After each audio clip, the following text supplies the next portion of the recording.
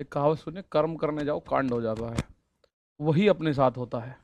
मैंने क्लास आज सही 10 बज के 0 मिनट पे स्टार्ट कर दी थी, लेकिन उसके बाद अब हमारे ये कंप्यूटर भाई में परेशानी है। ठीक है, तो सभी का दोस्तों बहुत बहुत स्वागत है। चलो,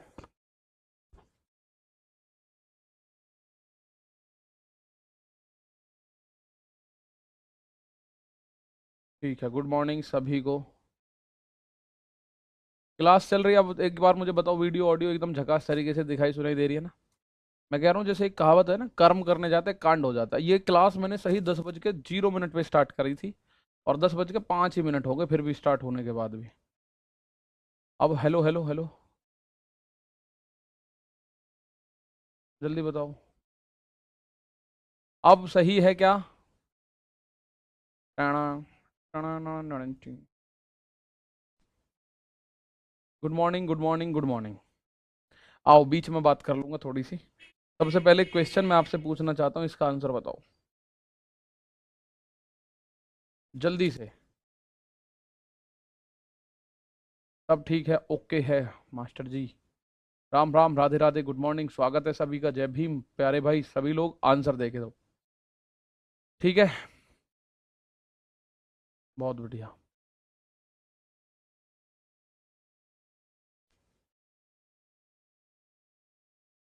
2 घंटे की कर दो। ठीक है, 2 घंटे की ऐसा कर लेंगे ना, एक बार 1 घंटा तो इस टाइम मिलेगा हमें। फिर शाम को आई थिंक आपकी कोई क्लास नहीं है, मुझे लग रहा है शाम को 7 बजे 8 बजे कोई क्लास है क्या? तो हफ्ते की वो शाम की क्लास स्टार्ट कर देंगे, टेंशन ना लें आप लोग। ठीक है, चलो भाई। अब मैं आप लोगों की बात करूं, किसी भी अभाज्य संख्या की मैं बात करता हूं, तो कोई भी अगर अभाज्य संख्या है तो उसके गुणनखंडों की संख्या कितनी होती है, मैं आपको बता कर लाया। अभाज्य संख्या की परिभाषा ही ये है कि जिस संख्या के केवल और केवल दो फैक्टर होते हैं, जिस संख्या के केवल और केवल दो फैक्टर्स होते हैं, उसे ही हम लोग अभाज्य संख्या कहते हैं। और वो दोनों फैक्टर भी मेरे प्यारे भाई बिल्कुल बिल्कुल सात, हाँ, 7 बजे संदीप सर की क्लास है, 7 बजे रीजनिंग की। कोई बात नहीं, 8 बजे संदीप सर की क्लास कितने बजे से कितने बजे तक चलती है? संदीप सर की क्लास कितने बजे से कितने बजे तक चलती है, बताओ जरा। दो फैक्टर्स की अगर मैं बात करूं, तो प्यारे दोस्त दो फैक्टर्स में आप लोग एक बात समझिएगा कि एक तो वन होता है कन्फर्म, और एक होती है वो संख्या खुद, इट सेल्फ, यानी कि स्वयं वही संख्या। तो किसी भी अभाज्य संख्या के केवल और केवल कितने गुणनखंड होते हैं? तो किसी भी अभाज्य संख्या के केवल और केवल दो गुणनखंड होते हैं, और वो दोनों गुणनखंड होते हैं, एक तो वो खुद होती है और एक होता है वन। ठीक है, चलो कोई नहीं, 7 से 8 है, अपना 8 से 10 कर लेंगे, शाम को 8 से 9:30 कर लेंगे, कोई बात नहीं, हम उसको कर लेंगे बीच में। अब आप आ जाओ यहाँ, बीच में उसको हम कर लेंगे। अभाज्य संख्या के दो गुणनखंड होते हैं मेरे दोस्त, वो फिक्स है। एक तो वन होता है, फिक्स है, वन तो सबका गुणनखंड है। One is the factor of every number, one is universal factor. One क्या है? यूनिवर्सल फैक्टर है। और दूसरी संख्या वो स्वयं है, दूसरी संख्या वो स्वयं है। 4200 के गुणनखंडों की संख्या बताओ, आपको मैंने लास्ट क्लास में बताया था, आज इसको हम लोग कर देंगे खत्म। ठीक है ना? 4200 के गुणनखंडों की संख्या बताओ फटाफट से, क्या होगी? 4200 के गुणनखंडों की संख्या बताओ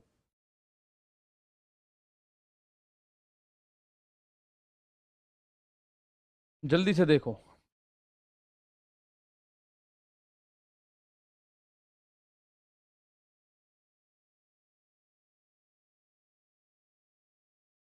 यहां देखो भाई, यहां जल्दी से। मुझे टाइम मत बताओ, मैं आप लोगों से एक रिक्वेस्ट कर रहा हूं, मुझे टाइम मत बताओ कि आप शाम को कर लो सुबह का कर लो। अब टाइम मत बताओ, ठीक है? क्योंकि ये अभी मैं केवल बात कर रहा हूं, हो नहीं रही है अभी। ठीक है, कर लूंगा मैं उस हिसाब से। फिलहाल मैं चाहता हूं आप इधर की तरफ ध्यान दो अपना। ठीक है, इधर की तरफ ध्यान दो अपना जल्दी से। कोई कह रहा है शाम को 4 बजे, कोई कह रहा है शाम को 8 बजे, कोई कह रहा है शाम को मत करो। अभी टाइम की जिक्र ही मत करो भैया, क्योंकि जो भी टाइम का जिक्र करेगा, मैं उस मैसेज को ना पढ़ रहा हूँ ना उसका नाम ले रहा हूँ, कुछ नहीं करने वाला। मैं आप लोगों से केवल इतनी सी बात पूछ रहा हूँ, इसका आंसर बताओ, जो मैंने आपको लास्ट क्लास यानी फ्राइडे में बताया था उसके हिसाब से। ठीक है, उस हिसाब से मुझे इसका आंसर बता दो, क्या इसका आंसर होगा? तो आप बोलोगे 4200 के गुणनखंडों की संख्या ज्ञात करो, क्या होगी? तो 4200 को आप सबसे पहले तोड़ के लिख लो, 4200। 4200 तो सीधा सिंपल है, 42 गुणा 100 करके तोड़ेंगे। लेकिन अभी 42 गुणा 100 को और तोड़ना पड़ेगा, अभाज्य संख्या नहीं है। 42 होता है 6 सत्ते 42, तो 2 तिया 6 सत्ते 42, और 100 जो होता है 100 होता है 2 की पावर 2 गुणा 5 की पावर 2, 25 चौक 100। तो 2 की कुल मिला के पावर हो गया 3, भाई 2 ये 1 ये 2 1 3, 3 की पावर 1 है, 5 की पावर 2, 7 की पावर 1। अगर कहीं पावर ना लिख रही हो ना, जैसे 4200 लिख रहा है, तो इसका मतलब है 4200 की पावर 1 है। अब ये पूछ रहा है कुल गुणनखंडों की संख्या, तो टोटल नंबर ऑफ फैक्टर। आप बोलो जी कुल शब्द कहाँ है? गुणनखंडों की संख्या का मतलब टोटल ही पूछ रहा है, वो टोटल पूछ रहा है। तो टोटल फैक्टर मैं आपसे पूछूं, टोटल फैक्टर्स, तो आप मुझे बताओगे सर हर एक पावर में एक एक जोड़ के गुणा करते चले जाओ। जैसे यहां पे पावर है 3, 3 में 1 जोड़ो 4 गुणा। यहां पावर है 1, 1 में 1 जोड़ो 2 गुणा। यहां पावर है 2, 2 में 1 जोड़ो 3 गुणा। यहां पावर 1, 1 में 1 जोड़ो 2। 4 दूनी 8 तिया 24 दूनी 48।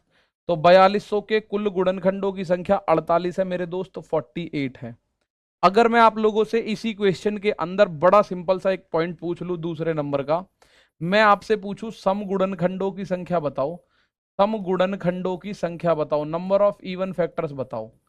समगुणनखंडों की संख्या में अगर आपसे इसी क्वेश्चन में पूछूं तो मुझे बताओ क्या आंसर होगा। नंबर ऑफ इवन फैक्टर्स अगर मैं आपसे पूछूं तो जल्दी से मुझे इतना बता दो आंसर क्या होगा। एग्जामिनेशन में ऐसे करके एक चीज पूछेगा कुछ ना कुछ, लेकिन मैं आप लोगों को 5 चीज पूछने वाला हूं। मुझे बताओ सम ऑफ इवन फैक्टर्स क्या होगा, सम गुणनखंडों की संख्या क्या होगी मेरे दोस्त, सम गुणनखंडों की संख्या क्या होगी, जल्दी से बताओ।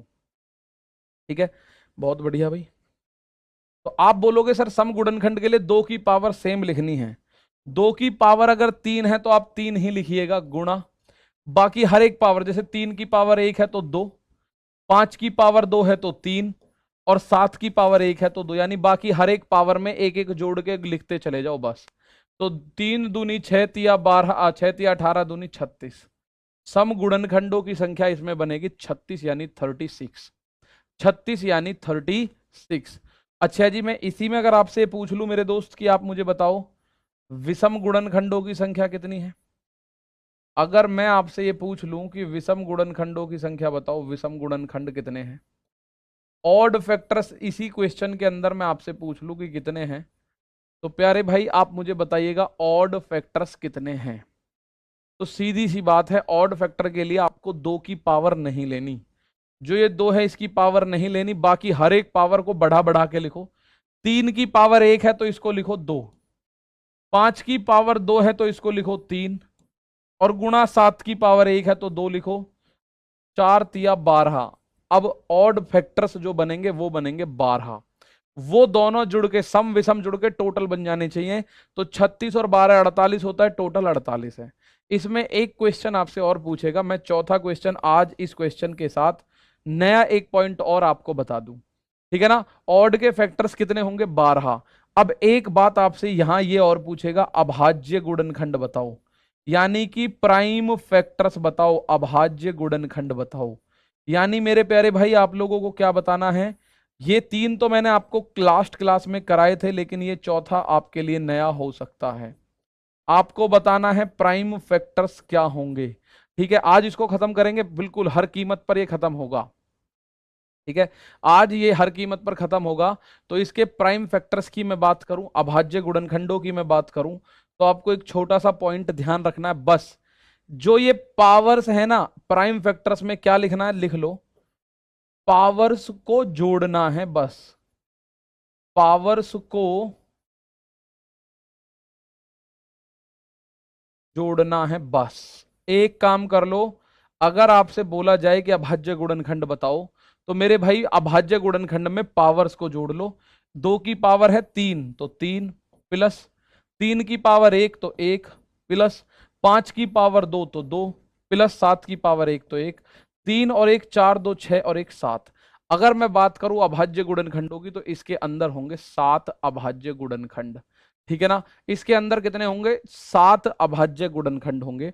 तो 3 तो आपने देखा था टोटल इवन ऑड, कुल गुणनखंड, सम गुणनखंड, विषम गुणनखंड। एक अभाज्य और पूछेगा, तो अभाज्य क्या होता है कि आप लोगों को केवल पावर्स को जोड़ देना है। ठीक है, पावर्स को जोड़ देना है। एक क्वेश्चन मैं लिख रहा हूं आपको, ये 3600 लिखा हुआ है, 3600, और आपको बताना है 3600 के टोटल फैक्टर कितने हैं, 3600 के आपको कुल गुणनखंड बताने हैं, 3600 के आपको सम गुणनखंड बताने हैं। सबसे पहले बताओ 3600 के कुल गुणनखंड, उसके बाद बताओ 3600 के सम गुणनखंड, उसके बाद बताओ 3600 के विषम गुणनखंड, और उसके बाद बताओ 3600 के अभाज्य गुणनखंड। सम गुणनखंड, विषम गुणनखंड, और चौथे नंबर पे एक बात और बताओ कि आपको बताने हैं अभाज्य गुणनखंड।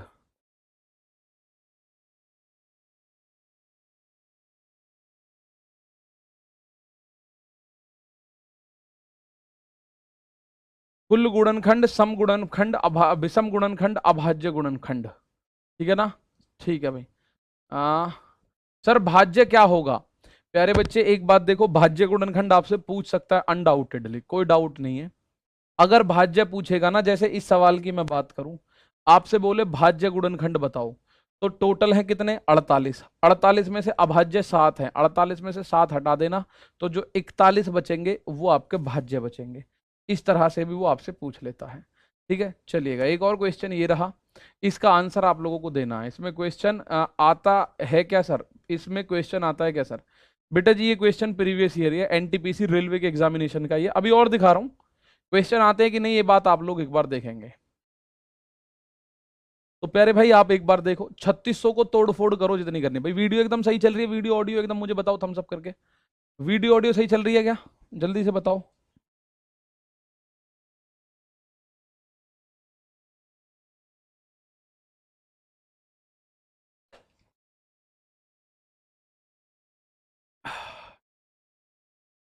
टोटल 45, 36, 9, 8। चलो हमारा सबसे पहला काम 3600 को तोड़ना।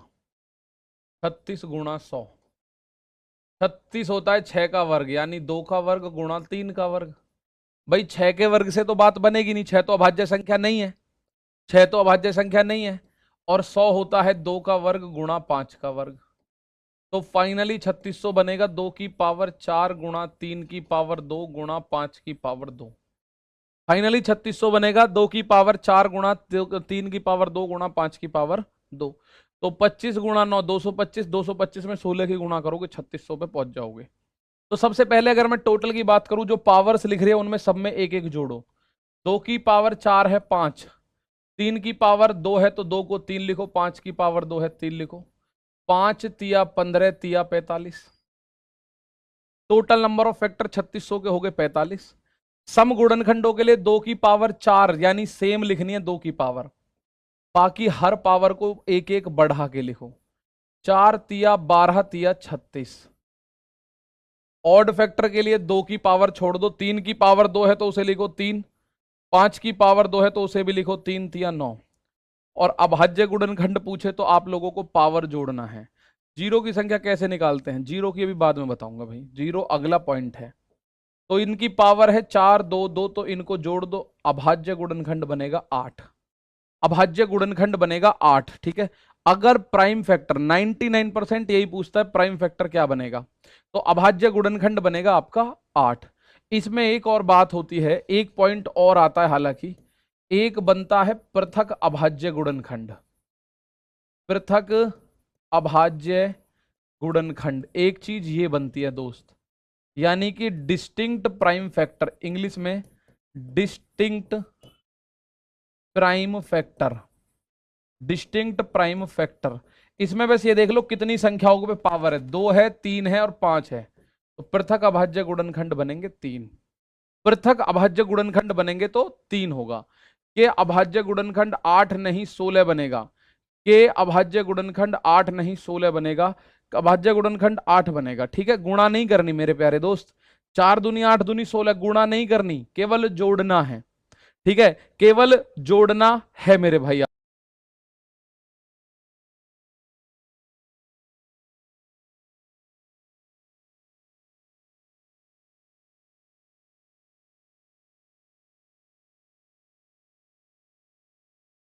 आप लोगों को, ठीक है, केवल आप लोगों को जोड़ना है, केवल आप लोगों को जोड़ना है, ठीक है। चलिएगा, आंसर आपको समझ में आ गया।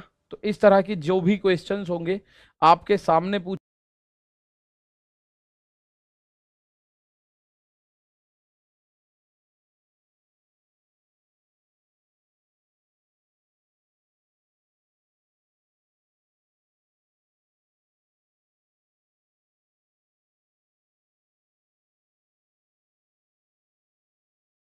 पूछेगा, जैसे उसने ये पूछ लिया 12,288, आरआरबी एनटीपीसी 2021 में आपसे पूछा गया कि 12,288 के कितने गुणनखंड होंगे। 12,288 एक संख्या है,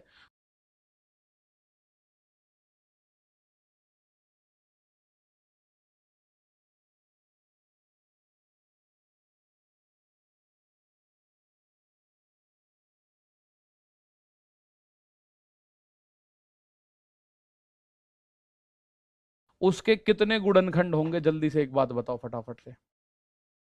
सर एक ऐड करके ऐड करेंगे कि नहीं? नहीं नहीं नहीं नहीं, नहीं। ये बात ध्यान रखना भैया।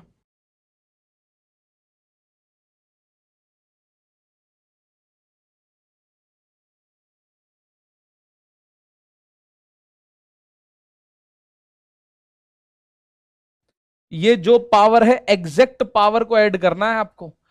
पावर 4 है तो 4 + 2 + 2, एक ऐड मत करना इसमें। कभी यहां 4 की जगह 5 लिखो, वो तो सम विषम और अभाज्य, सम विषम और टोटल फैक्टर्स में आपको एक जोड़ के लिखना होता है, लेकिन यहां आपको एक जोड़ के नहीं लिखना होता है, ठीक है ना। चलिएगा,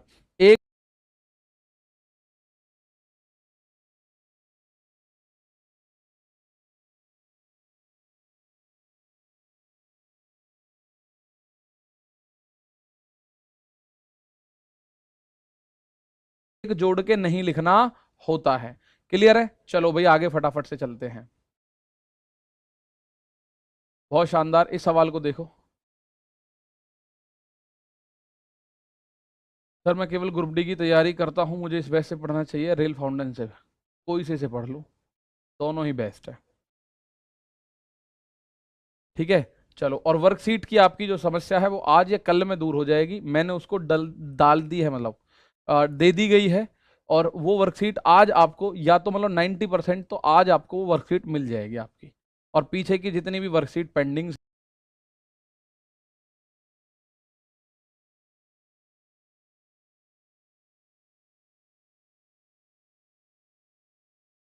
हैं वो सब A to Z आपको मिलेंगी।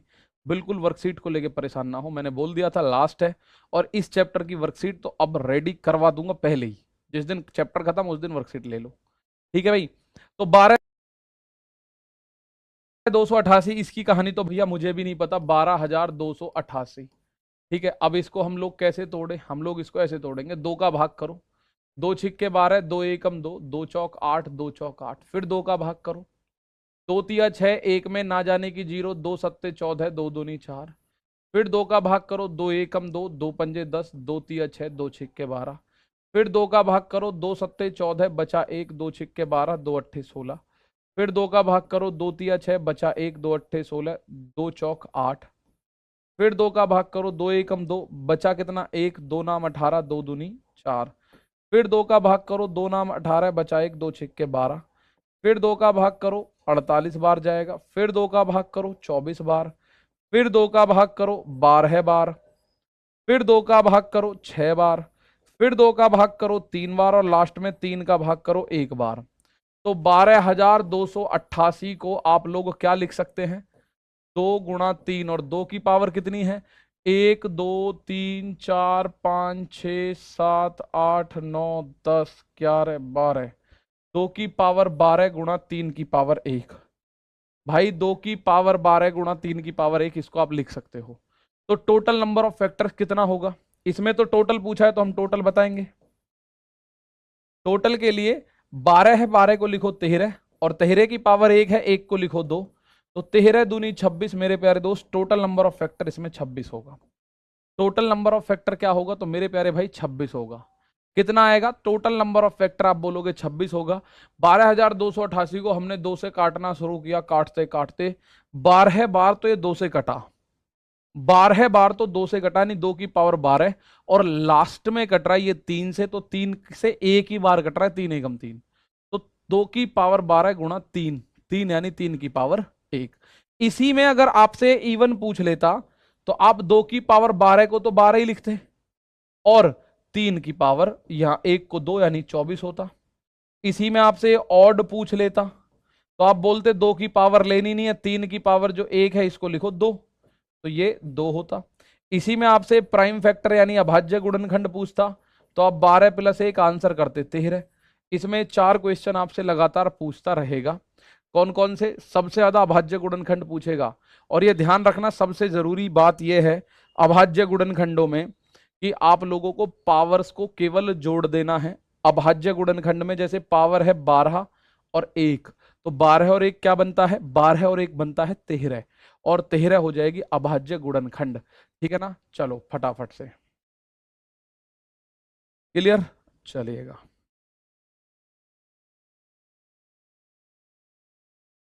ऐसे क्वेश्चन पूछता है, what is the total number of odd and even divisors? देखो प्यारे दोस्त, डिवाइजर्स बोल दे या भाजक बोल दे या गुणज बोल दे, बात एक ही है। भाजक का मतलब गुणनखंड ही है, भाजक का मतलब गुणनखंड ही है, गुणज नहीं बोलेगा कभी भी। डिवाइजर का मतलब फैक्टर है, गुणज जो होता है वो होता है मल्टीपल। गुणज जो होता है मल्टीपल को बोलते हैं, मल्टीपल को। फैक्टर और मल्टीपल में अंतर होता है, तो आप लोग इस बात को समझते हैं बड़े आसानी के साथ, इस बात को क्लियर कट तरीके से जानिएगा। ठीक है, चलो। एग्जाम कब तक हो सकता? अरे कभी तक भी हो, पहले तो तैयारी है भाई। एग्जाम अगर 10 दिन बाद हो गया तो क्या करोगे? पहले एग्जाम को बाद में रखो, पहले रखो तैयारी को। ठीक है, और इस तैयारी से मैं आपसे वादा कर रहा हूं कि आप लोगों को बहुत बेनिफिट होगा। ग्रुप डी में तो सीधा सीधा आपको ये बैच है ही, बाकी आप एएलपी में बैठेंगे तो भी ये फायदा देगा, पूरा फायदा देगा, ऐसा नहीं थोड़ा बहुत। आप टेक्नीशियन में बैठोगे, आप जेई में बैठोगे, आप लोग एनटीपीसी में, आप एनटीपीसी सीबीटी 212 किसी में भी बैठोगे, पूरा फायदा मिलेगा दोस्त। ये कह रहा है 120 के विषम और समभाजकों की कुल संख्या बताओ, यानी पहले नंबर पे लिखी होनी चाहिए ऑड फैक्टर्स, दूसरे नंबर पे लिखा होना चाहिए इवन फैक्टर्स। तो 120 को अगर मैं पहले तोड़ू तो मुझे पता है ये कैसे टूटेगा। 24 पंजे या 12 धाम, 12 गुणा 10, 12 को तोड़ सकते हो, 4 तिया 12, तो 2 गुणा 2 गुणा 3, 4 तिया 12, 10 को 2 पंजे 10, तो 120 को जो लिखा जा सकता है 2 की पावर 3 गुणा 3 गुणा 5 ये। तो पहले ऑड बताना है, ऑड फैक्टर। ऑड फैक्टर में आपको 2 की पावर 3 है, तो 3 मतलब ऑड में तो लेनी ही नहीं है, 3 और 5 है, तो ये एक एक जोड़ के लिखोगे तो आंसर आएगा 4। जिन जिन बच्चों ने ए आंसर दिया सबका गलत हो गया, सारा आपने सही निकाला, सारा सही निकाल के आंसर आपने गलत टिक कर दिया, तो आप लोग समझ लो जो एक नंबर मिलना चाहिए था उस नंबर पे, उस सवाल पे 1/3 की नेगेटिव मार्किंग आपको मिल जाएगी। भाई ये हो गया 5 तिया 15 अट्ठे 120, तो ऑड तो 4 है, ये रहा 4, ऑड एक में ही 4 आ रहा है। पहले अगर ऑड का जिक्र है तो पहले ऑड होना चाहिए। इवन की बात करूं, इवन में 2 की पावर सेम लिखनी है, बाकी हर एक पावर को एक एक जोड़ के लिखना है। 3 दूनी 6 दूनी 12, तो 4 और 12 आएगा। आप लोगों ने 12 4 आंसर दिया, गलत है, आंसर आएगा 4 और 12। पहले किसका जिक्र हुआ है क्वेश्चन में? क्वेश्चन में पहले जिक्र हुआ है ऑड का, तो आप पहले लिखोगे ऑड, बाद में जिक्र हुआ है इवन यानी सम गुणनखंड का, तो बाद में सम लिखोगे। ठीक है, तो ऑड मल्टीपल्स 4 है, इवन मल्टीपल्स 12 है। तो भाई 12 और 4 दोनों संख्या यहां भी कॉमन है, लेकिन उसने जैसे क्रम में पूछा है वैसे क्रम में बता देना। ठीक है, जैसे क्रम में पूछा है वैसे क्रम में बता देना मेरे भाई। तो आपका सब कुछ सही था, आई नो दैट, लेकिन आप गलती कहां कर रहे थे? गलती आप यहां कर रहे हो। ठीक है, तो ये क्वेश्चन प्रीवियस ईयर का है। अब मैं आपसे इस क्वेश्चन का आंसर पूछूं तो मुझे बताओ क्या आंसर होगा। एक ऑप्शन में अगर यहां ई भी रख दूं माना, तो आंसर बताओगे क्या होगा? अभाज्य गुणनखंड ज्ञात करने, मैंने एक ऑप्शन अपने पास से रख दिया, हो सकता है गलत दे दिया हो। ठीक है ना? जल्दी बताओ।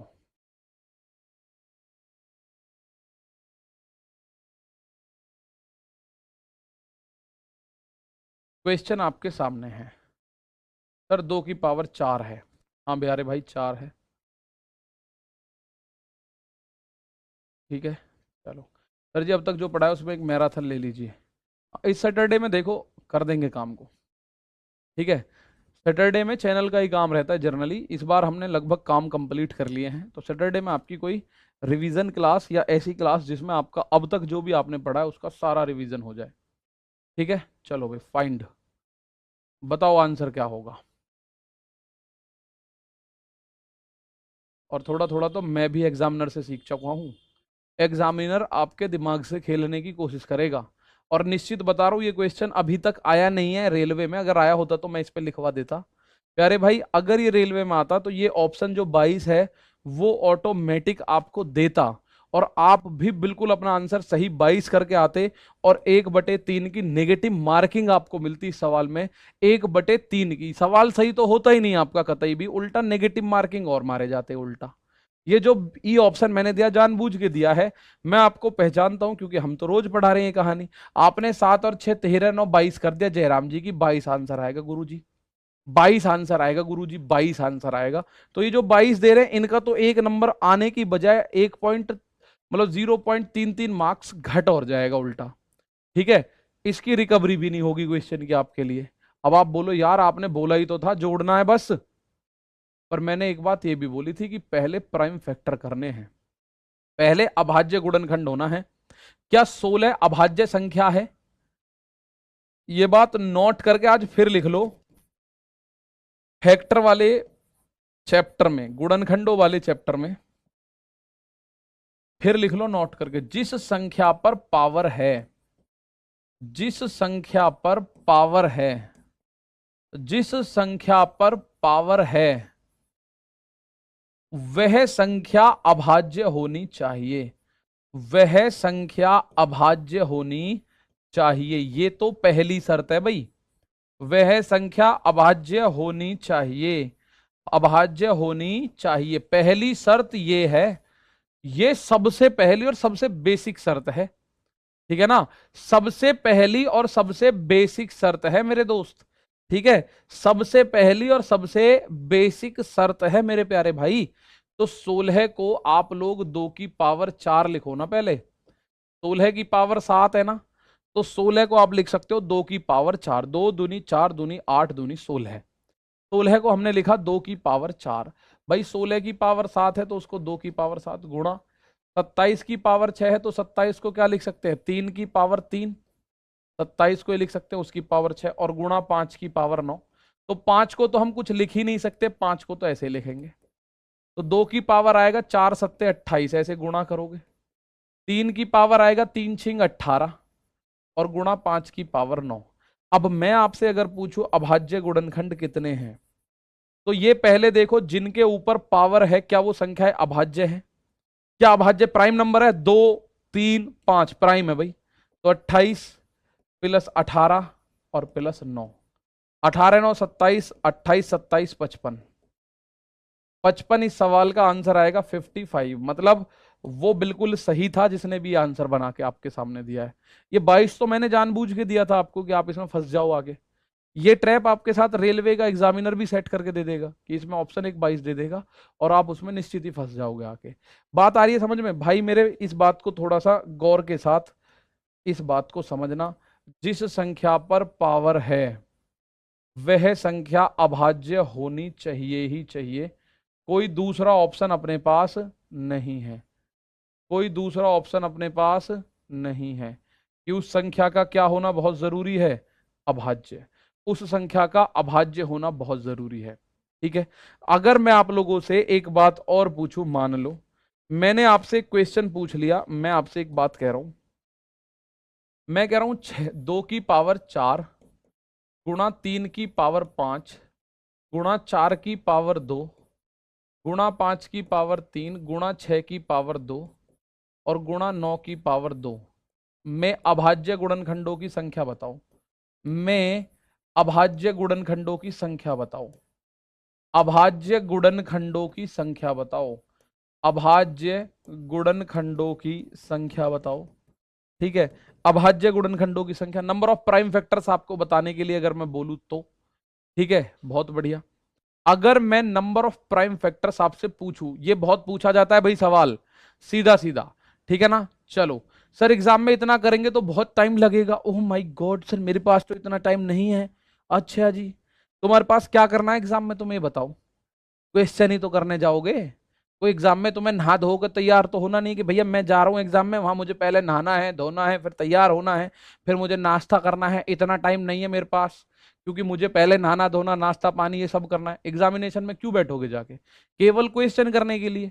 और रही बात इस क्वेश्चन की, तो 30 सेकंड से कम का टाइम लगेगा। आप चाहे 1 मिनट लगा रहे हो, वट आपकी प्रॉब्लम है, लेकिन अगर गणित के हिसाब से इस क्वेश्चन की मैं बात करूं तो आपको मात्र ही 30 सेकंड लगने चाहिए। कितने, 30 सेकंड। अब एग्जाम में बैठ के आप पहले आओ ऐसे गरम अपने हाथों को गर्म करके आंखों पे लगाओ, नाक पे मुंह पे लगाने बैठते हो, ऊपर जाके गाटर पटिया गिनने बैठना हो, कंप्यूटर गिनने हो, अड़ोसी पड़ोसी देखने हो ठीक ठाक कोई बैठा हुआ है पड़ोस में या नहीं बैठा हुआ है, प्रसाद बांटना हो, तो बात अलग है, फिर तो टाइम नहीं मिलेगा। बाकी क्वेश्चन को करने के लिए आपको पर्याप्त टाइम मिलता है एग्जामिनेशन में, बात अलग है आप करें या ना करें। एक क्वेश्चन 4 5 9, 9 और 2 11, 11 और 3 14, 2 15, 14 और 2 16, 2 18, किसी का आंसर 18 अब तक तो आया नहीं है भाई। ठीक है, एक 17 जरूर दे रहा बच्चा, चलो उसका तो आंसर गलत ही हो गया। ठीक है, अब रही बात, सबसे पहली शर्त यही है कि जिस जिस संख्या पे पावर है, दो एक अभाज्य संख्या है, ठीक है, 3 की पावर 5 ये भी ठीक है, लेकिन 4 ये गलत है भाई। 4 को लिखो 2 की पावर 2, 4 ऐसे लिखो और इसकी पावर है 2। भाई 4 की पावर 2 है तो ये 2 की पावर 2 भी तो 4 ही है, ये बना 4 गुणा 5 अभाज्य संख्या है, कोई दिक्कत नहीं, लेकिन 6, 6 को तोड़ो, 6 को लिखो 2 तिया 6, अगर टूट सकता है तो तोड़ो। 9, 9 को लिखो 3 की पावर 2, और 9 की 2 है तो 3 की 2 की 2, 3 की पावर 2 और उसकी भी पावर 2। तो ये क्वेश्चन बनेगा कुछ इस तरह से मेरे दोस्त, 2 की पावर 4 गुणा 3 की पावर 5 गुणा यहां बनेगा 2 की पावर 2 दूनी 4, 5 की 3, 2 की पावर 2 यहां बना, 3 की पावर 2 यहां बना, और 3 की पावर यहां बना, 2 दूनी 4। अब आपको अभाज्य गुणनखंड चाहिए, सारी पावर्स जोड़नी है। अभाज्य गुणनखंड चाहिए तो सारी की सारी पावर्स आप लोगों को जोड़ देनी है। आप जोड़ोगे भाई, मैं जोड़ दूं। 4 5 9, 9 और 4 13, 13 और 3 16, और 2 18, और 2 20, और 4 24। अभाज्य गुणनखंडों की संख्या बनेगी मेरे प्यारे भाई 24। कितनी बनेगी, 24। दोबारा जोड़ लो पावर्स को, पावर देखो 4 और 5 9, और 4 13, 13 और 3 16, 16 और 2 18, 18 और 2 20, 20 और 4 24। बताओ कौन से पार्ट में दिक्कत नजर आ रही है। ठीक है, बताओ कौन से पार्ट में दिक्कत नजर आ रही है। तो प्राइम फैक्टर्स को जोड़ना ही काफी है। ठीक है भाई, देख लो दोबारा, 4 2 6, 2 8 3 11, 4 15, 5 20, 4 24। बेस नहीं जोड़ देना कभी, बेस जोड़ दो, बेस मत जोड़ना, पावर जोड़नी है, और पावर जुड़ के बनेगी 24।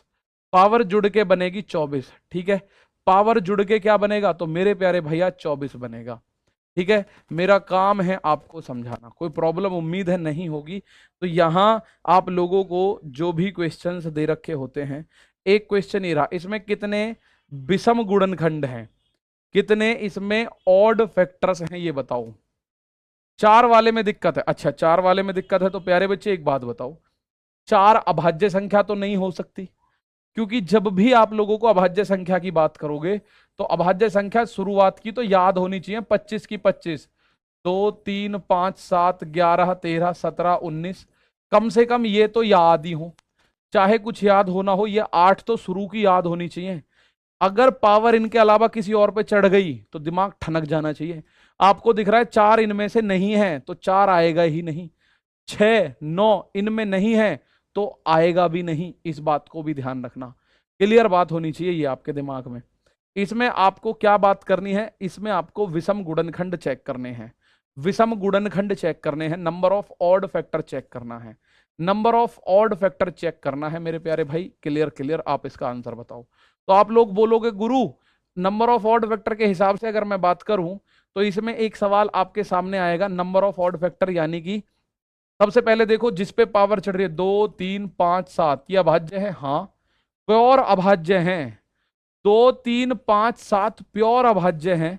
तो इसका मतलब ऑड फैक्टर के लिए आपको 2 की पावर लेनी नहीं है, बस 2 की पावर छोड़ो, 3 की पावर 5 है तो 5 की जगह 6, 5 की पावर 4 है 4 की जगह 5, और 7 की पावर 6 है 6 की जगह 7, 6 पंजे 30 सत्ते 210, तो number of odd factors will be 210, number of odd factors will be 210। तो अभाज्य गुणनखंडों का जो योग होगा वो कितना होगा? 210 मेरे प्यारे दोस्त, इस सवाल का आंसर बनेगा। ऑड गुणनखंडों की मैं बात कर रहा हूं, ठीक है, किसकी बात कर रहा हूं? ऑड गुणनखंडों की।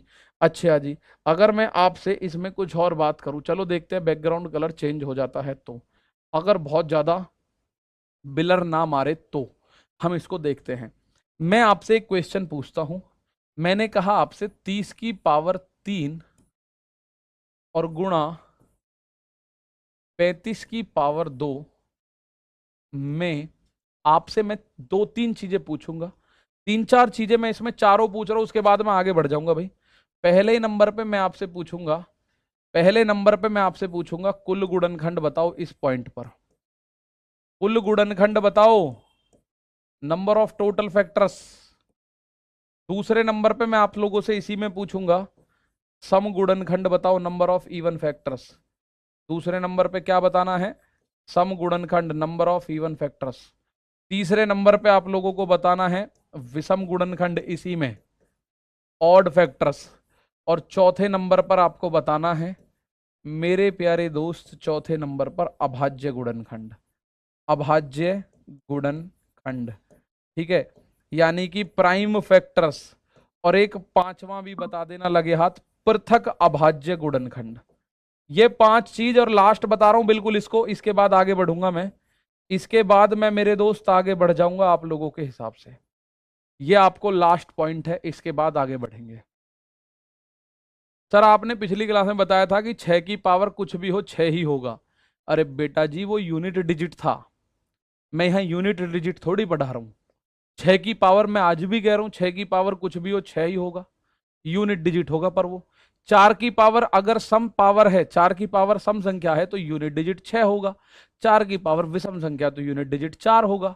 अंतर चेक करो, वो यूनिट डिजिट बता रहा है, इकाई का अंक, लेकिन ये इकाई का अंक नहीं बता रहा। 2 की पावर 6 होगा ना 5 नंबर में, 2 की पावर 6 होगा ना 5 नंबर में। बेटा जी 2 की पावर 6 क्या होता है आप खुद सोचो। 2 की पावर 6 होता है 2 दूनी 4, दूनी 8, दूनी 16, दूनी 32, दूनी 64, ये तो 64 होता है, हमें 16 चाहिए। 16 होता है 2 की पावर 4, 2 दूनी 4, दूनी 8, दूनी 16, ठीक है। अब एक क्वेश्चन आपके सामने है, इसके हिसाब से मुझे आंसर दो, इसके हिसाब से प्यारे भाई आंसर दो, ठीक है। इसके हिसाब से सभी मेरे दोस्त आंसर देंगे। अब किसी के दिमाग में ऐसा तो नहीं आ रहा अभाज्य गुणनखंड में 3 और 2 5 कर दूं बात खत्म हो जाएगी ना, ऐसा नहीं करना। सबसे पहले 30 को वो तोड़ोगे, 30 होता है 15 दूनी 30, तो 15 भी बात नहीं बनेगी, 3 पंजे 15। 30 को हम ऐसे लिख सकते हैं 2 तिया 6 पंजे 30, इसकी पावर है 3। 35 को हम लिख सकते हैं 5 गुणा 7 की पावर 2, तो यहां से 2 की पावर 3, 3 की पावर 3 गुणा 5 की पावर 3 गुणा 5 की पावर 2 गुणा 7 की पावर 2, तो ये फाइनली बना 2 की पावर 3 और 3 की पावर 3, 5 की पावर 5 गुणा 7 की पावर 2, फाइनली ये बना भाई, फाइनली ये बना ये इसमें। मेरे दोस्त मैंने ये रैंडमली एक क्वेश्चन लिख दिया इतना बड़ा, हालांकि आपसे पूछेगा नहीं, लेकिन आपको जो समझाना मैं चाहता हूं वो जरूर समझना, ठीक है। अब जिसको ये समझ ना आया हो मैं आपसे बोलूंगा इस क्लास को और फ्राइडे वाली क्लास को देखना, आपको नंबर ऑफ फैक्टर एकदम धमाकेदार तरीके से समझ आ जाएगा। इससे अलग कुछ नहीं है नंबर ऑफ फैक्टर्स में। भाई एक बात मुझे बताइएगा, मैंने 30 को लिखा 2 तिया 6 पंजे 30, आपके दिमाग में आ रहा होगा 15 दूनी 30 क्यों नहीं लिखा? क्योंकि 15 अभाज्य संख्या नहीं है। आप कहोगे 6 पंजे 30 क्यों नहीं लिखा? 6 अभाज्य नहीं है, 6 को तोड़ दिया, 2 तिया 6 पंजे 30, 2 तिया 6 पंजे 30, तो टोटल के लिए आपको पावर में एक जोड़ना है, 3 की जगह 4, इस वाले 3 की जगह 4, इस वाले 5 की जगह 6 और 2 की जगह 3, 4 चौक 16, 16 तिया 48, 48 छिक्के आप लोग बोलो, या 6 चौक 24 तिया 72, 72 चौक 288 होता है भाई, 3 छिंग 18 चौक 72, 72 चौक 288, तो टोटल नंबर ऑफ फैक्टर 288 होंगे। अगर मैं बात करूं सम गुणनखंडों की तो 2 की पावर सेम लेनी है यानी कि 3। बाकी हर एक पावर को बढ़ा बढ़ा के लिखना है, बाकी हर एक पावर को बढ़ा बढ़ा के लिखना है। 2 तिया 4 तिया 12, 12 छिंग 72 तिया 216। सम गुणनखंडों की संख्या मेरे दोस्त 216 है। ऑड गुणनखंडों की बात करूं अगर मैं ऑड, तो 2 की पावर नहीं लेनी, 2 की पावर अपने को नहीं लेनी। 3 की पावर 3 है तो 4 लिखो, 5 की 5 है तो 6 लिखो, 7 की 2 है तो 3, 4 छिंग 24 तिया 72 ऑड फैक्टर है। ऑड फैक्टर कितने हैं? 72। ठीक है ना, ऑड फैक्टर कितने हैं? 72। अभाज्य की बात करो, पावर जोड़ो, 3 प्लस 3 प्लस 5 प्लस 2, 3 और 3 6 और 5 11 2 13। अभाज्य गुणनखंड होंगे 13। और बात करूं पृथक अभाज्य की तो 2 3 5 7 कुल मिला के जितनी संख्याओं पे पावर है उतना ही होगा। 4 पे पावर है तो 4 ही होगा, 4 पे पावर है तो 4 ही होगा मेरे दोस्त, ये बात ध्यान से समझ लो। ये आए सारे घूम फिर के ये, ठीक है ना। चलो बात आई समझ में। तो कुल मिला के 5 क्वेश्चन इसमें थे, पांचों के आंसर। पहला वाला क्वेश्चन 288, दूसरा 216, तीसरा 72, चौथा आप लोग बोलोगे कितना है? 13, और पांचवा है 4। क्लियर है भाई? बहुत शानदार, बहुत बढ़िया। सर 2 की पावर 3 कैसे लिया? मेरे प्यारे बच्चे एक बात देखो, ये जो 30 लिखा हुआ है ये 2 गुणा 3 गुणा 5, 2 तिया 6 पंजे 30। तो यहाँ 2 की पावर भी 3 है, ये लिख लिया। 5 की पावर भी 3 है, ये लिख लिया। और 5 की पावर भी 3 की पावर भी 3 है। इनको अलग अलग लिख सकते हो आप आसानी के साथ। जैसे मैं आपको बताऊं, जैसे 100 होता है, 100 को आप लिख सकते हो 2 गुणा 5। ठीक है, 2 की पावर 2 गुणा 5, 2 गुणा 5 10 की पावर 2। ठीक है, तो 10 को आप ऐसे लिख सकते हो 2 की पावर 2 गुणा 5 की पावर 2। तो 4 गुणा 25 है तब भी तो 100 ही होता है। तो ऐसे जब आप इसको बाहर निकालते हैं तो आप इसका आंसर पूरी तरह से कर देते हैं। बहुत सारे बच्चों के बिल्कुल सारे सही हैं, कुछ बच्चों के सारे गलत भी हैं और कुछ बच्चों के कुछ सही कुछ गलत हैं। तो उन बच्चों को मैं ये रिक्वेस्ट कर रहा हूँ कि आज की और फ्राइडे की क्लास देखना। अब इसमें आधी क्लास और बची हुई है। हालांकि मैं आप लोगों से एक बात बोलूं, जैसे 12 है, छोटी सी पॉइंट है, 12 के फैक्टर्स की अगर मैं बात करूं तो 1 है, 2 है, 3 है, 4 है, 6 है, 12 है। 12 के ये फैक्टर्स हैं कुल मिला के। 12 के क्या हैं? 12 के ये फैक्टर्स हैं कुल मिला के। किसी बच्चे को तोड़ना ना आ रहा हो तो उसको वैसे तोड़ सकता है, जो मैं भाग विधि ऐसे करके जो करते हैं ना, हम ऐसे करके 12, 2 से तोड़ा 6, 2 से तोड़ा 3, फिर 3 से तोड़ा एक बार, ऐसे करके भी तोड़ना है। अगर कुछ समझ में नहीं आता है तोड़ना फोड़ना कैसे है तो, ठीक है, तोड़ना फोड़ना कैसे है तो ये आंसर आपको देखना है। ठीक है भाई। जैसे पृथक अभाज्य की बात करूं, डिस्टिंक्ट प्राइम, तो इसमें केवल वही संख्या लेने जिनके ऊपर पावर चढ़ी हुई है। जैसे 2 के ऊपर पावर है तो 1 तो हो गया 2, 1 3 1 5 1 7, तो कुल मिला के 4 होंगे। 2 3 5 और 7, 4 फैक्टर इसके होंगे। पृथक अभाज्य 4 होंगे। ठीक है ना। चलो अब कोई सा इवन वाला ऑड वाला अगर आपको दिक्कत दे रहा है तो आपको ये दोनों क्लास देखनी होगी, इनसे अलग आपको कोई परेशानी नहीं होगी। 12 के 6 फैक्टर हैं। मैं अगर आपसे बोलूं सभी फैक्टरों का योग बताओ, सभी गुणनखंडों का योग बताओ, तो आप कहोगे योग, ये लो 1 और 2 3 और 3 6 4 10, 10 6 16, 16 और 12 28। गुरु सभी गुणनखंडों का योग है 28। ऐसे ही तो आप कहोगे भाई 12 6 18, 18 4 22, 22 3 25, 2 27 और 1 28, सभी का योग कितना है? 28। ठीक है ना, सभी का योग कितना है? 28। तो अब आप बोलोगे सर 28, अब 12 का तो आपने बता दिया। कल को अगर 3600 के गुणनखंडों का योग पूछे तो भी आप आंसर बताओगे, लेकिन उसके लिए क्या करना होगा? बहुत साधारण सी बात। पहली बात, आपको 12 के अभाज्य गुणनखंड जो कि है 2 की पावर 2 गुणा 3, यही तो है 12, 4 तिया 12। ध्यान से सुन लो, 4 तिया 12। ठीक है, 4 तिया 12। ठीक है भाई, ये हो गया 4 तिया 12। अब मेरे प्यारे भाई, अगर मैं आप लोगों को बताऊं इसमें सभी कुल गुणनखंडों का योग, ध्यान से सुनना भाई, कल यहीं से स्टार्ट करूंगा मैं इसको और खत्म कर दूंगा फिर। कुल गुणनखंडों का योग, बहुत ध्यान से सुनना भाई, पहला ब्रैकेट 2 की पावर कुछ भी है 0 से शुरू करो, 0 प्लस 2 की पावर 1 प्लस 2 की पावर 2, जितनी पावर है वहां तक जाओ। 2 की पावर 0 से शुरू करो, और अगर पावर 2 की 2 है तो 2 की पावर 2 पे जाके रुक जाओ, 0 1 2। 2 की पावर 4 है तो 2 की पावर 0 प्लस 2 की पावर 1 प्लस 2 की पावर 2 प्लस 2 की पावर 3 प्लस 2 की पावर 4। ठीक है, और गुणा ऐसे ही 3 की पावर कुछ नहीं है तो 1 तो है ही, इसको भी आप लिखोगे 3 की पावर 0 और प्लस 3 की पावर 1। ब्रैकेट के अंदर प्लस का चिन्ह है और ब्रैकेट के बाहर गुणा है। ठीक है ना। चलो, यहां अगर आप लोग बोलोगे कि सर इसका आंसर क्या बनेगा, तो देखो किसी भी संख्या की पावर 0 होता है 1।